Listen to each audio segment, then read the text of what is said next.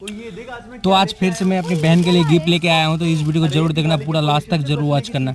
कैसा लग रहा है गाइस कमेंट करके जरूर बताना वीडियो को। ओ भाई साहब, तो सरप्राइज गिफ्ट है, ठीक है तो ही खोल ले गाइस।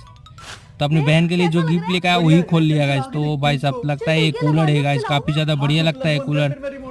ओ भाई साहब ठीक है ऑन कर दो। ओ भाई साहब, अरे मेरे भाई बहुत ज्यादा ठंडी हवा आ रही है, क्या आप लोग को भी लेना चाहते हैं गाइस? और क्या करो गाइस, वेदर तो आ चुका है गाइस, आपको बहुत ज्यादा ठंडी लगेगा तो देखते हैं गाइस। ओ भाई साहब लगता है इस लड़की अपने घर पे रखेगी गाइस। ओ भाई साहब, ओ भाई साहब कितनी गंदी है यार। गाइस चैनल को सब्सक्राइब कर दो। ओ भाई।